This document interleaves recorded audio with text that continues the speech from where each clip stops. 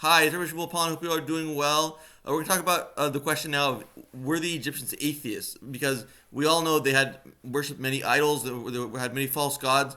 The Jews also fell into that, and we know the Jews worshiped the God when He was redeeming them. He was like, why should I redeem them? Because they worship idols, and they worship idols. So idols were a thing in Egypt, definitely. The reason why I said in a previous video that the atheists are similar to the Egyptians is because the main idol of the Egyptians was the Nile. And this is always the case throughout history.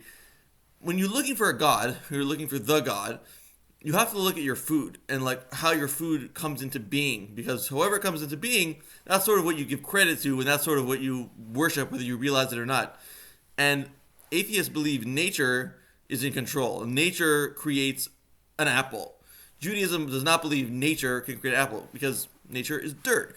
Dirt does not have the intelligence or the skill to create an apple. So Jews believe that God gives us life through nature, but not, and life does not come from nature. And that is a debate that existed between Moses and Pharaoh. And Pharaoh always used the word Elohim, which means the God of nature. And then as the plagues unfolded one after another, slowly Pharaoh came to realize that there is Yahweh, there is a higher God, the one that's in charge of the rain, because there was no rain in Egypt, so they worshiped the Nile because the Nile is how they got all their crops were irrigated. So this is the similarity between Egypt and today's atheists, is that atheists don't yet realize that there is a power that is above nature, that gives nature the abilities, the tremendous abilities and almost miraculous abilities that it has.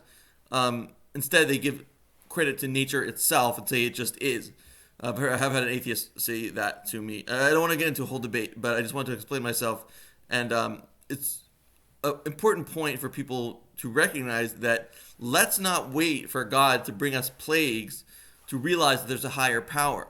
Let's realize it now. Let's realize it now that, hey, it doesn't make sense that an apple could come from the ground unless there's something, a higher power guiding it, making it happen.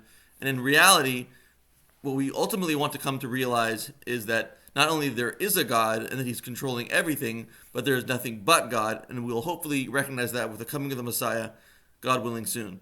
Be well.